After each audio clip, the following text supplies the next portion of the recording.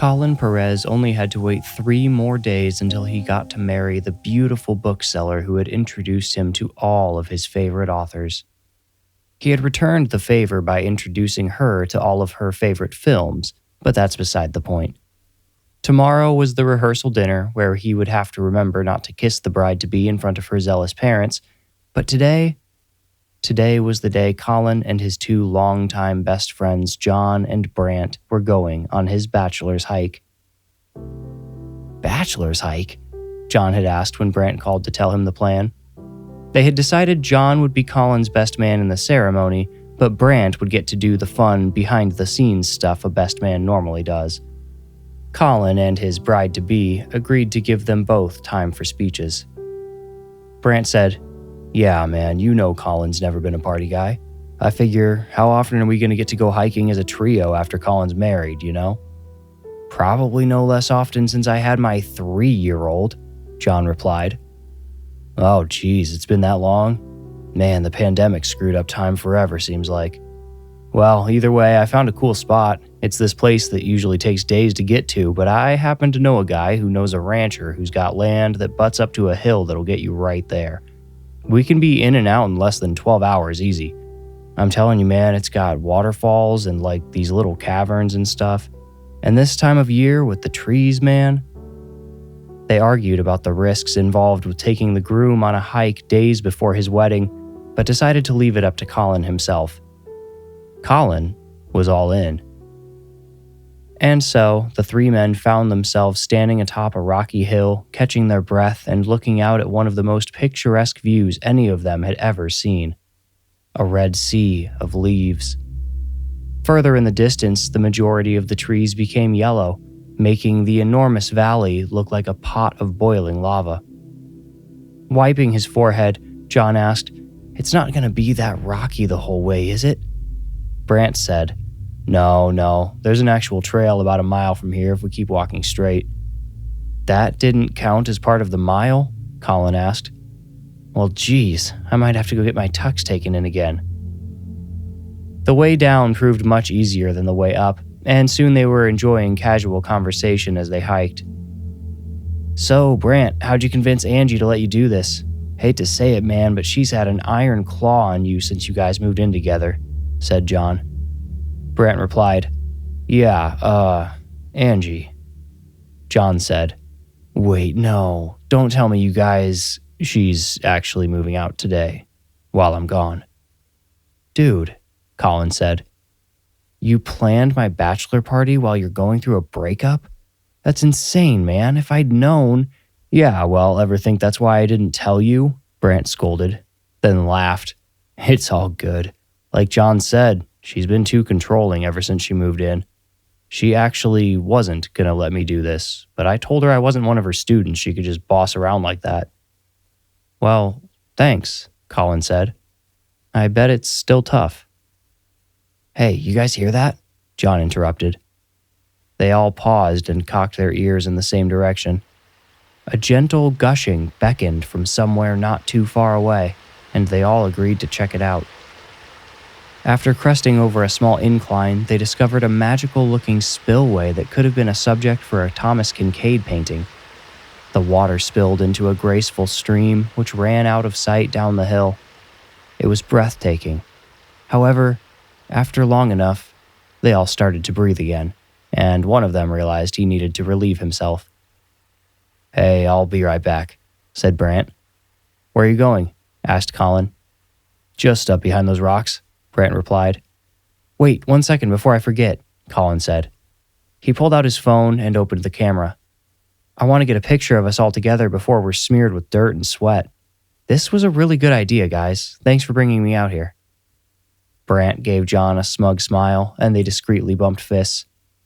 The 3 of them lined up with their backs to the spillway, and Colin snapped a few group selfies. Then Brant grabbed the front of his pants and said, "You done yet? I gotta go, man."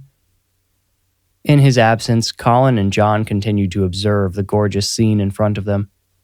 After a minute or two, Colin asked, "What's that?" He pointed toward the middle of the spillway. "Do you see that? There's something orange up there." John looked carefully to where his friend was pointing and did notice an unnaturally vibrant object poking out at the edge of the spillway about halfway up. He said, "Hold on, I brought binoculars." He unshouldered his backpack and unzipped the front pouch. From it, he removed a pair of expensive-looking binoculars. "Here, you look," he said, handing them to Colin. Colin raised them to his eyes as John put his pack back on. Colin said, "These are really nice, dude. I need a pair of these. How much did they— Oh. God. That's a person, John." "Come on, man, I'm not falling for—" Before John finished, Colin turned to the side and vomited. John took his binoculars back to see for himself. Sure enough, he saw a bluish hand sticking out of the orange thing, which was apparently a hunting jacket. The body was tucked beneath a tall rock the water was pouring over in an arc, mostly hidden beneath the semi-transparent curtain it formed. Colin collected himself and asked, "What do we do? Should we go over there in case he's hurt?" John, still looking through the binoculars, replied, "I don't know, man. The skin I can see is pretty discolored. I'm pretty sure that guy's dead. Let's check it out, but I want to wait for Brant." Colin said, "Yeah, Brant, get back here. Where'd he go anyway? I thought he just had to take a leak." "Might have been a number 2, said John. They both waited and listened, but Brant did not respond. John said, "We saw him go up right over there. Let's just climb up the spillway. He'll still be able to see us when he comes back." Colin pulled out his phone to check the signal, of which there was none. He said, "Just checking. You know, maybe we shouldn't split up anymore until we get to the trail." The two of them climbed down a shallow outcrop and crossed the small gully between their original position and the spillway, frequently watching over their shoulders for Brant's return. Still not seeing him, they climbed up the rocks toward the still body above. Up close, they could see the man was wearing camouflage pants that blended in well with the rocks. His legs protruded from the waterfall, and his boots lay limp at opposite angles. "Hey, sir, you okay up there?" Colin yelled up to him, not expecting or receiving a response. He thought if he had been alone in the middle of the woods and two strangers were climbing up to him, he'd be pretty quick to react. But not this guy. He started to believe John was probably right. They reached the man, but the water hid his face. He was twisted at the waist with one arm sticking out behind him and the other flopped in front, appearing to have fallen from higher up. "What if he's just knocked out? It doesn't look like he's been here that long," said Colin. John said, "I think we should just call the cops and let them check on him. I don't like this at all." "How are we going to call with no signal?" Colin asked. "Okay, so we go back until we find one." "How are we possibly going to find this spot again, though? Where are we going to tell people to look? That's going to be a problem whether he's dead or— Hey, what are you doing?" Colin bent over and grabbed the man's boots. He let go of one only to shoo John back, then gripped tightly and pulled. The man did not move easily. Colin only dragged him a few inches across the rocks before giving up. "Will you help me here?" he asked. John said, "I don't want to move him. What if this is a crime scene?" "If it was you, wouldn't you want someone to check on you before they just left you here to die?" "Ugh, fine. What happened to you puking at just the sight of him?" John grabbed the man's left boot and Colin put both hands on his right. Together, they heaved and tugged the body away from the water. Now they saw he had an orange hood over his head, which was turned to the side. Colin cautiously circled him and gave the hood a slight tug to remove it. John swore. Colin gagged, but having already purged, nothing came out. John said, "Man, I told you he was dead. I told you it's a crime scene. Oh, damn it, now what?" With the man's face revealed, they both saw he was dead beyond any doubt. 2 sticks protruded from his eye sockets, pushed in deep enough to stand upright. A small log had been shoved through his mouth, breaking some of his teeth on its way through. It seemed the water had washed away most of the blood, as his wounds were somehow clean. The discoloration of rot had only just begun to darken his puffy, translucent skin, so Colin estimated the man had been killed somewhat recently. John said, "We shouldn't be here, man. And where the hell is Brant?" "Brant!" "Keep your voice down," Colin hushed. He looked around for any sign of another human being, then said, "Okay, here's what we do. We'll go back and tell somebody this guy's here and try to tell them how to find him. But in case we can't, we should probably figure out who he is. To give his family closure and stuff." John swore again, but said, "Okay, yeah. Think he's still got an ID on him?" "I can see the outline of something in his pocket. Could be his wallet. Let me check." Colin shifted until he could reach the man's pocket, then carefully slid his fingers in and removed an iPhone in a thick shock case. The dead man must have been a real rugged type to have bothered with such a bulky case. "His face is probably too messed up to open it, isn't it?" remarked John. But Colin said, "Good news. This guy was old school. He still has a thumbprint scanner." The two men looked away from each other as they realized what one of them needed to do. Wanting to hurry up and leave, John reached out his hand and said, "All right, fine, give me his phone." He crouched beside the man's gray arm and first tried pushing the phone against his thumb without touching him, but the phone would not unlock. The button needed to be pressed down. Wrapping his wrist in his sleeve, John put his arm just behind the dead man's fingers and pushed the phone against his thumb again. The old phone made the default clicking sound when it unlocked. "Okay, I'm in," said John, standing. "Let's see. Oh, of course, this guy never set up his emergency contact stuff. Let me go to his settings and see if I can find his name." "Dude, where the hell is Brant?" asked Colin. "Maybe we should ditch this guy and go find him in case..." He couldn't bring himself to say what he was thinking aloud, but he knew it was on John's mind too. The dead man at their feet had obviously died at the hands of a violent person, and probably not too long ago. John said, "Yeah, I don't want to be near this guy anyway. Let's take this with us, though. We can turn it over to the cops when we call them." They clambered down the side of the spillway and made their way back to where Brant had separated from them.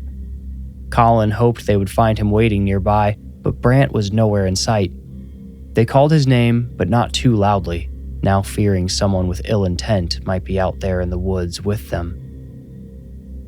"This is a literal nightmare," John said. "You know what? I'm going to learn everything I can about that dead guy before his phone locks on me. Let me check his photos." "Come on, man, he deserves some privacy," said Colin. John said, "Screw that. I want to know if he was out here with someone else. Maybe it was personal, how he died. I'd feel a hell of a lot better knowing that." John opened the man's camera roll as they started hiking to where they last saw Brant. After only a couple of steps, he grabbed Colin's shoulder, halting him. Whoa, man, you gotta check this out." He held the phone in front of Colin and showed him a selfie the dead man had taken presumably not long before his death. Seeing a photo of his living face creeped Colin out in a way he did not expect. The guy had found a natural spring and taken the selfie in front of it, beaming. He certainly did not look like someone who thought he was in any danger. "I don't understand," Colin said. John said, "Look closer," and zoomed in slightly. Now, Colin saw it. Behind one of the distant trees, he saw the arm of a brown coat sticking out. It was almost the same color as the bark, so he had not noticed it at first. John said, "Now watch," and scrolled to the next photo. This was another selfie, but the expression on the man's face indicated a drastic change in his situation. He looked like a big, tough guy, but now he appeared genuinely scared. The selfie only showed about 3/4 of his face. It seemed to be centered on something behind him, but all Colin could see were trees. "Someone was stalking him?" asked Colin. John handed him the phone and said, "Keep scrolling." They continued to hike. John sporadically called for Brant as they moved, and Colin continued looking at the dead man's final photos. The next one was just a blurry view of the treetops, and the one after was not much clearer. It looked like the guy had started running. The man flipped his camera around for the next photo, not including himself in it at all. It showed a figure back amongst the trees, a man wearing a brown Carhartt coat and dark gray cargo pants. He appeared to be wearing some sort of hat, but his face and head were too blurry to make out. Strangely, no other part of the photo contained any blurring. "Okay, he wouldn't have gone further than this," said John, interrupting Colin's focus. Colin said, "Brant? Yeah, no, you're right. Look, there's wet at the base of that tree. I think this is where he peed." "So where'd he go after that?" Returning to the phone, Colin said, "Hang on." He continued to scroll, a sense of doom growing in his belly. The lighting changed significantly in the next photo, indicating a substantial passage of time. This was another selfie, again only showing part of the victim's face.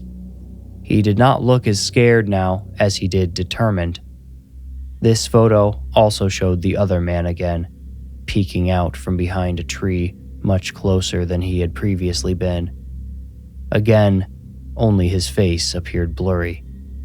It looked like a double exposure, nearly transparent due to the effect. Colin thought maybe the stalker had moved away quickly, producing this result. He hoped that was the case, anyway. Otherwise, he wasn't sure what exactly he was looking at. It was the last photo which nearly made Colin's heart rupture. This one was taken at an upward angle from the ground. Colin could feel the sense of defeat the victim must have felt as he made an attempt to capture evidence of his killer in his final moments.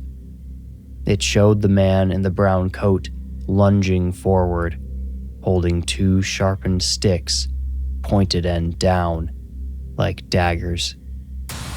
This time, most of the man's body was distorted by motion blur, but his face still appeared blurrier than the rest, proving something more was causing it to distort. Possibly something unnatural. "That guy was hunted," Colin remarked. By habit, he accidentally locked the phone. John noticed the clicking sound it made, but made no comment. They had far more urgent problems at hand than identifying the stranger. Though neither voiced it aloud, at least not yet, they feared their friend might be in the same danger the dead man had been. "Do you see any footprints or anything? I seriously don't understand how he could just disappear like that," John said. Colin said, "Me neither. I'm not seeing any tracks though, not that I really know how to look for them." John stopped walking. Colin continued for a few steps before turning around to see what he was doing. He saw John staring blankly ahead, no recognizable expression on his face. Colin followed his gaze, but saw nothing. "You good?" he asked. "How far should we go?" John asked in response. "What do you mean?" "I mean, how far into these woods should we go looking for him before we're putting ourselves in danger? Even if he wandered off a bit, he should have come back, right? Like, why would he just abandon us?" "I don't know, maybe. Come on, man, I know we're both thinking it. I'm pretty sure something bad happened to Brant." John restrained a quiver in his voice as he continued. "I don't think we should keep going this way. I think we might need to go." "Like, leave the woods?" Colin asked. "Without Brant?" John said, "Look, maybe he'll go back to the truck. We can wait for him there and call the cops about the other guy. We can get them to help us find Brant too if he hasn't come back yet. I just don't see how we have a chance of finding him on our own, and screw it, I'm scared, man." "Me too," admitted Colin. He thought of his beautiful bookseller waiting back home and of John's little girl. He still felt awful leaving Brant behind, but if something had happened to him, which seemed more likely by the minute, it would be foolish to hang around until it happened to them too. Feeling beaten, he said, "All right, let's head back to..." As if on cue, a distant howl of agony echoed through the trees. Despite its raw animalistic quality, the voice unmistakably belonged to their friend. John swore. Colin whispered, "What do we do? What the hell do we do, man?" "Brant!" John bellowed through the trees.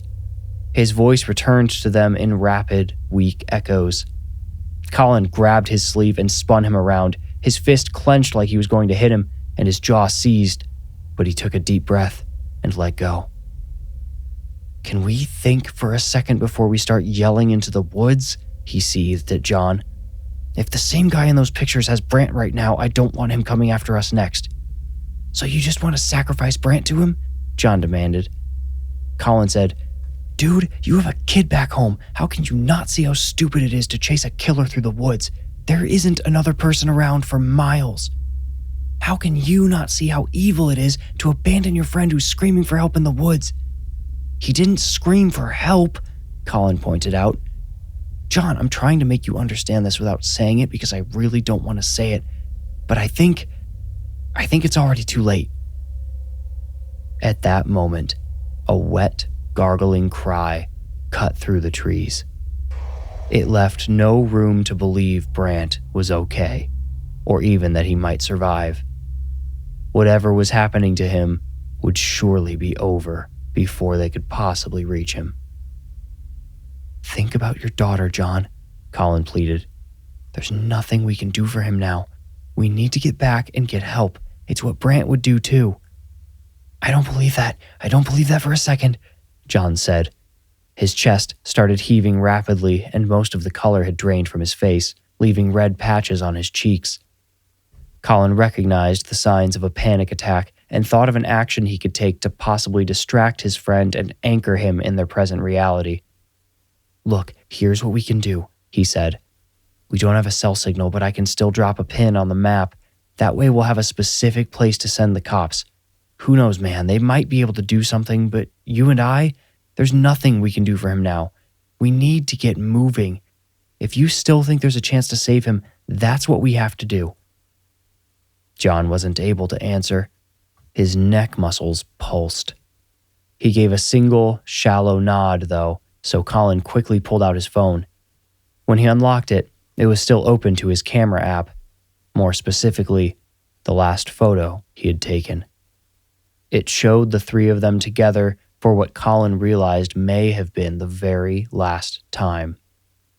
But he noticed something far more urgent about the photo just before he swiped it away. Turning the screen away from John so he would not cause more panic, he zoomed in on a pair of trees growing close together near the top of the spillway. He issued a silent prayer that his eyes were tricking him, that something else behind the trees had created an illusion. But no.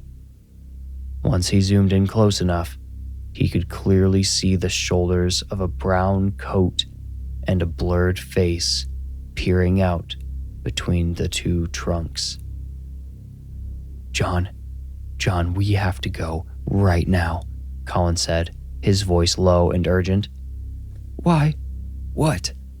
The words squeaked out of John's constricted throat. Without answering, Colin jogged a few feet back in the direction they'd come. He expected John to follow.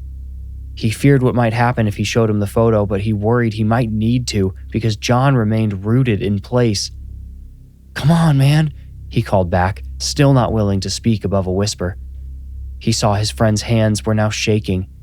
His chest beat up and down more rapidly, and sweat was running down his face in visible streaks. Colin took one step back toward his friend, intent on dragging him along, when a branch somewhere behind John snapped. Colin froze. John seemed not to notice. He was trapped in the eye of the storm, with terrible thoughts spiraling around him, blinding him to the real world outside. "John, please," Colin urged. "Come with me."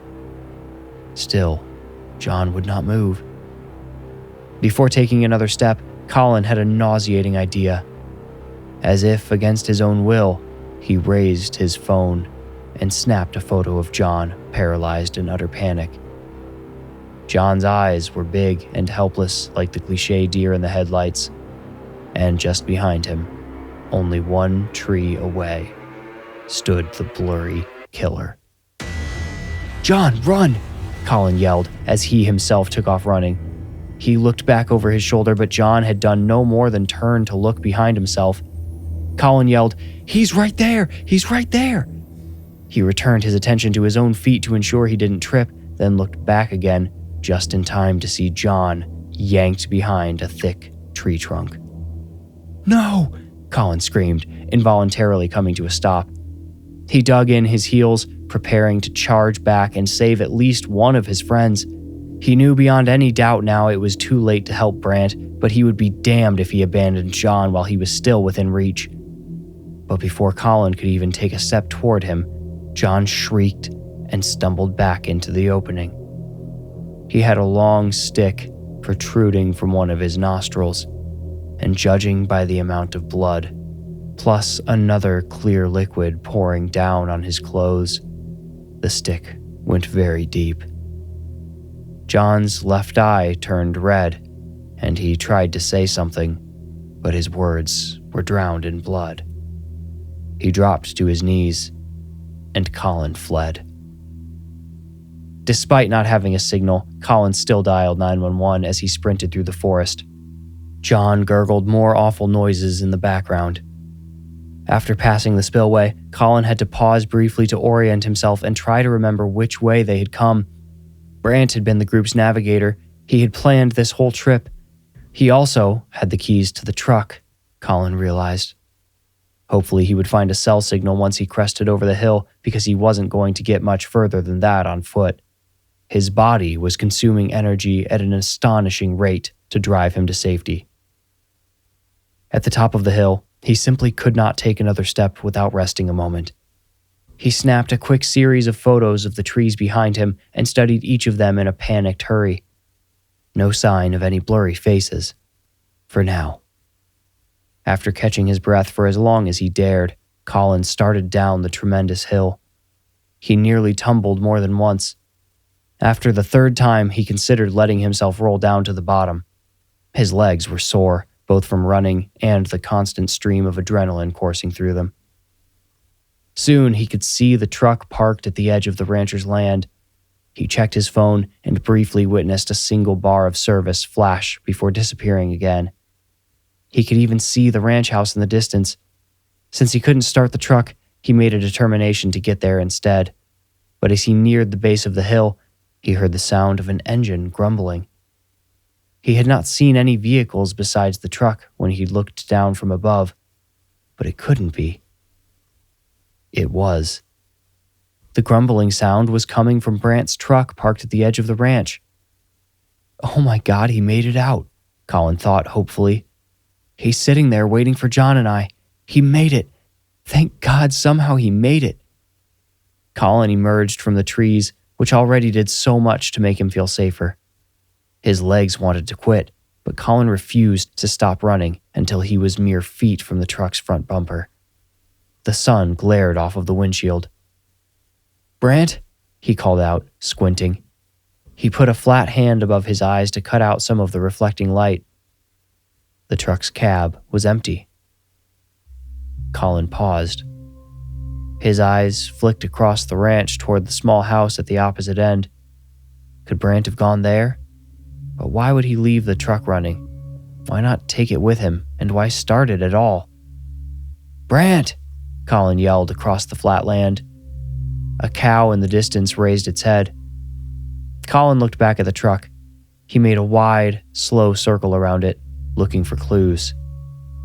That's when he noticed a cloud of black flies darting in and out of the bed. He wasn't able to hear their buzzing over the engine until he was very close, but now it was the only sound that existed to him. "Brant?" he whispered one more time as he cautiously approached the truck bed. Through the swarm, he saw the inside wall of the bed splattered with dripping blood.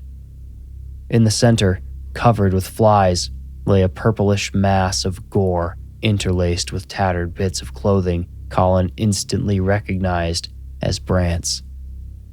He screamed and jumped back. Suddenly, the stench of his friend's innards became palpable, as if hidden from him until this brutal moment of discovery. He had to ignore it and completely compartmentalize the horror in the truck bed because he needed to leave. Assuming Brant had been killed just after starting the truck, believing he was about to escape, Colin did not intend to make the same mistake of waiting a second too long. He pulled at the door handle, but it was locked. He peeked in at the ignition and saw the keys hanging there, dripping blood. Why would Brant have locked the truck before he was inside? Unless the killer had done it. Unless... And that was when Colin noticed a long, thick stick with a sharpened point propped next to the driver's seat inside the cab. Colin took a step back, wondering if he really wanted to do what he was about to do. Did he really want to know? What would it change? If he was right, he was doomed anyway. But despite these numerous reservations, he opened his phone's camera and pointed it at the window. He started to jog sideways even before the camera focused on the cab, and as soon as it did, he saw the unmistakable outline of a brown coat behind the steering wheel and a blurry face staring out at him. His phone slipped out of his hand as he launched into a sprint. Colin ran harder than he knew his heart could handle. His feet pounded the soft ground as the truck behind him revved its engine. He heard its metal frame creak and squeal as it lurched forward and started bouncing over the land after him. It grew louder and louder, but Colin kept his focus on the house in the distance. "Help! Help!" he yelled, but he knew he was too far away. The truck would probably have drowned him out even if someone was within earshot. Sooner than he predicted, the truck was right behind him. Colin turned his head just slightly to see it. The window had been rolled down. He juked to buy himself a few more seconds, but it didn't work. The invisible driver reacted too quickly. He ran over Colin's right foot, pulling his shin under the tire as well. Colin heard multiple bones snap, but strangely did not feel a thing. However, with his leg now structurally incapable of holding his weight, he fell on his stomach as he tried to stand again. The truck skidded to a stop behind him. Colin pushed himself up on his elbows and rolled over to beg for mercy, but before a single breath escaped his lips, they were forced into his mouth by the pointed end of the broad stick. In his final moments, the back of his throat pinned to the dirt, Colin watched the black cloud of flies which had been feasting on his friend descend upon him.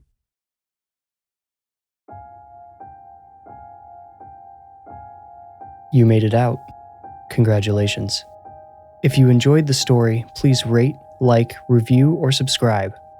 For ad-free episodes and bonus Into the Woods episodes, become a patron with the link in the description. You can also support the show by buying merch. That link is also in the description below. To stay up to date, follow me on Instagram at The Warning Woods. If you feel ready, meet me here next week for another journey into the Warning Woods. Thank you for listening.